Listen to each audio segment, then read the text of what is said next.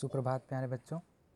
तो पिछले वीडियो में हमने पढ़ा था संस्कृत ग्रामर के अंतर्गत वर्णमाला। तो संस्कृत वर्णमाला के अंतर्गत दो बताया गया था आप लोगों को, पहला स्वर और दूसरा व्यंजन। तो बच्चों स्वर और व्यंजन के बारे में हमने अध्ययन करना है।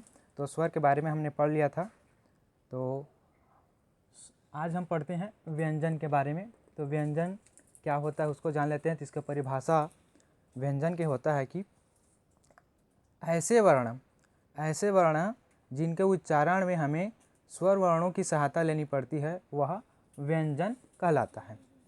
ऐसे वर्ण जिनके उच्चारण में हमें स्वरों की सहायता लेनी पड़ती है वह व्यंजन कहलाता है। बच्चों व्यंजनों की कुल संख्या 33 है। व्यंजनों की कुल संख्या वह 33 है। और इसके बाद हम अगला स्टेप बढ़ते हैं तो उसके प्रकार की तरफ आ जाते हैं। तो व्यंजन के प्रकार 3 हैं।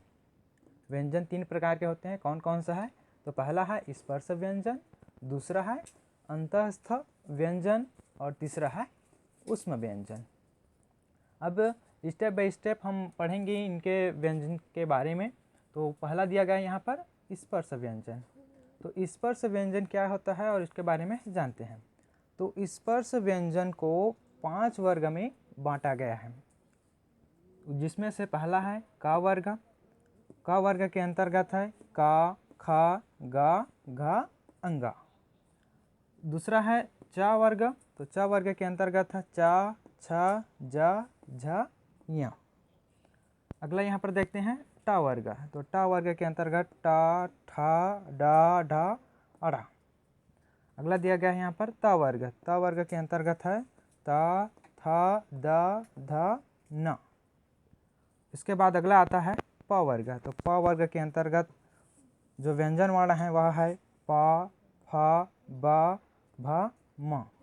तो बच्चों इस प्रकार से यहाँ पर आज हमने जाना स्पर्श व्यंजन के बारे में।